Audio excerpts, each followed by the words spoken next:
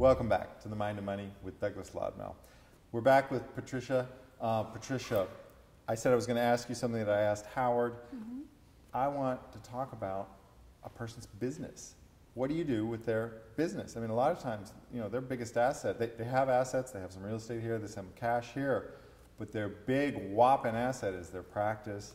If they're a doctor, their business, if they're in construction, or they have, you know, it's either an LLC, a corporation.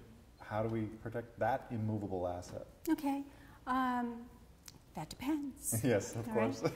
Right. Let's start with if the client comes to you and it has a lawsuit against him or her for personal liability, and their big asset is the family business, which they own 100% of or not 100% of, maybe a couple of family businesses. Sure. What we can do is have the family business do an asset protection trust. And this is what you guys call an entity trust. This is what we call an entity trust. I thought this was extremely clever because it's really unique. Not a lot of asset protection attorneys have figured this one out. I haven't heard of any other one doing it. No, I think you guys are really unique. But the client's being sued. Sometimes the client can't do things because anything he or she would do would be considered a fraudulent transfer. Sure. Right? So instead, the business decides it's going to protect its assets. Although it may be the only thing the client has, if that business has all its equity and valuables taken out of the U.S. So let's just use an example of a family-owned business sets up an offshore trust. It's decided by the board of directors that they're going to protect the value of the business. It sets up an offshore trust, and then what does the business have? Some accounts receivable, maybe some very expensive equipment, some maybe cash, some royalties, capital, some intellectual property, they have a patent. If it has cash, we can put the offshore trust that is settled by the entity. Well, the offshore trust can have an offshore account where that goes, right? And that money is available for working capital. For working capital. But generally, with these entity trusts, we make not only the entity one of the discretionary beneficiaries, but the officers, directors, family members of the client. So that way, that money that would be there in the offshore trust is available for their benefit. Sure. Okay. Well, and entities do this all the time. Right. I mean, they create trust. They do it for retirement purposes, a defined benefit trust. So this is not a totally foreign concept. It's just you're that we're taking it to offshore, asset protection. Yes. And we're making it so that it's not available to the creditors of the client that comes to us. Right. Or the entity, because that value won't be there. Now, let's say the entity owns real estate. We do the same thing we would do for the client owning real estate directly. We have the offshore trustee find an offshore lender who will loan against the equity that the entity has, and the proceeds will be deposited in an offshore bank in the form of a CD, so that equity is then frozen safely away offshore. So if the client gets a terrible judgment against him or her and someone takes over the entity, it's not going to do them any good because the entity has no value or hardly any value.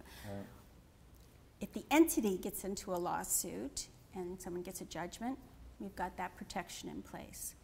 So this would be appropriate for either if you have a very high-risk individual owner, someone who's out there, you know, racing cars or jumping out of planes. Or driving in Florida. Or driving, just being alive, you know. Or if the business itself was just a high-risk business, you know, it sold medical equipment or something that, you know. You know, I don't even know how high-risk the business has to be, because think about we're in a very litigious society. Yeah. And I consider high risk anybody who's got money as a target. Or money and a pulse, you're pretty much a target. I don't even think you need a pulse because the state's going to sue. You're right. Just the money part. You see the dollar signs, there's money to be had, let's sue them. That's right. Wow. Well, and how about other immovable assets? What else do you find on the balance sheet that you deal with? We've had clients who have they're getting royalties for patents. Okay. Yeah. And they want to protect those. So we can do that with royalties. We have clients who have books copyrighted and they're getting licensing fees. We use the equity stripping there also. Yeah. Now, in the spectrum of protection, of course, 100% protection for cash Yeah. and securities that are offshore, it's less and less as we come to real estate, Yeah. accounts Yeah. receivable, it's even less because the problem, for example, doctors use accounts receivable protection a lot. Yeah. I have $1 million of an accounts receivable. I get the $900-something thousand loan against them. Well, that protects $900-something thousand of collections, but then this is an ongoing business, I assume, and more receivables. Once the loan is paid off, Yeah. the money is available to a creditor. So it's not the same as cash. Cash is the best. Cash is king. Cash is king. No matter what the market is, cash is king. Cash is king. And you know what's interesting is there's also the whole kitchen sink mentality. I tell clients, you don't have to try to protect everything and the kitchen sink. Mm-hmm. It's okay to leave some stuff on the table. It's a good idea to leave. It's a good idea to leave some stuff on the table. The difference is that you can leave the less juicy stuff on the table. In fact, the prickly stuff, the stuff that's not very fun, the stuff that has a lot of attachments, the things that they would have to. So, for example, client has $1 million of cash. Client has a $2 million property with $1 million mortgage, so $1 million of equity. Well, take the cash, protect it, leave the property on the table, and then leave less of that on the table by stripping out the rest of that equity and leave a little bit of equity on the table. And you've just made it extremely unattractive for a creditor to want to go in and pay off 2 mortgages to get a piece of property to turn around and sell to try to collect on his judgment. Right. We just want to make sure that when we do all this stripping that we don't make the client insolvent. Right, right, right. Hence the nest egg as well. How often do you use just the pure nest egg approach? You know, well, let's say a my client nest who's egg, extremely... if you're asking me what I would want from my nest egg, I'd want the biggest nest egg I could possibly afford without being insolvent. Right. You know, I don't see, years ago there used to be articles, they'd say, don't put more than half of your assets in there. And I think, well, why should I leave half out if I don't need it to pay my current creditors? I totally agree. Yeah, I remember those articles. There was kind of a movement about 10 years ago. Because that would keep it clean, you know, yes, where we were be slimy. I think in the beginning of asset protection, and I wrote an article about this because in the beginning, legitimately, there was a real question on the table whether asset protection as a real issue of public policy would be allowed in the states. In other words, is it really kosher for us to create a self-settled spendthrift trust, especially when not a single state allowed it? Meanwhile, was it kosher, though, to form corporations to do business so you didn't have personal liability? Right. If your client was going into business and you didn't suggest he or she had a corporation, malpractice. Exactly. Right. And meanwhile, you're not going to suggest when you're doing their estate planning or business planning that they set it up in the best way possible so that no matter what happened, the chances of their losing everything would be less. That would be malpractice. Well, and I think that argument's won the day because now we have 13 states and growing that have enacted self-settled spendthrift trust legislation that allow for it. I don't think there's a public policy argument in the world now that asset protection is immoral, illegal, unethical. I think it's just the opposite. It's legal, ethical, and moral. And it's our job as attorneys to actually recommend it and make sure it's done right.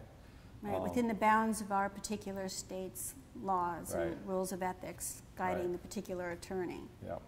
Now, I'm curious how your practice has evolved in the last couple of years as we've watched a wave of foreclosures just sweep the country. And today, the word strategic default is something that a lot of people have added to their vocabulary, whereas 2 years ago it didn't exist, at least not to the average person. How have you seen that affect, who's calling you and what kind of asset protection you're doing now? Well, we're doing the same thing as far as equity stripping, but it used to be that clients would come in, we had clients who did not want to have mortgages. They were very proud. They'd worked hard. They owned a number of properties outright. And when we would even suggest putting a mortgage, they would cringe. Like that was something, no, I'm so proud that I... Yes. And we'd have to explain why it was important for the protection. Now we see more and more people who have tried to build up a real estate empire by purchasing a number of pieces of property and having mortgages on them, and sometimes the equity has gone down so much they're upside down. Right. Sometimes they'll be in a position where some of the properties are upside down, some aren't. Are some not. have Yeah. equity, and they're so afraid of losing that equity. Yeah. Now, we can help them depending on what the picture looks like. If there's a couple that look like they may be upside down, and if the client's current, keeping them current anyway, we're more likely to be able to help them. Yeah, right. Well, I've seen the divide strategy makes a lot of sense. Take the good ones, protect them, take the bad ones, and basically let them go. Let them go. Yeah, it's okay to do. And I think on the issue of the ethical point, it's something that as an attorney we have to find our own line on that. We have to actually say, what are we okay with doing? What's the law okay with doing? And I'll tell you, for me personally, that line has really moved when it comes to strategic default, and it's in great part to do with the bank's responsibility in all this. I think there is a great amount of responsibility that the banks have to bear on what's happened because of the way that they facilitated this run-up, this easy credit. Anybody, I mean, there's a dozen books today written about this. Everybody could see it. Everybody on the inside saw this coming. Okay, but the professional rules of conduct for attorneys haven't moved since this debacle. So we have the same ethical guidelines, which include vigorously defending your client and using all the tools that we have available. Right. Now, we've seen those tools be used in ways we didn't expect a few years ago. Yeah.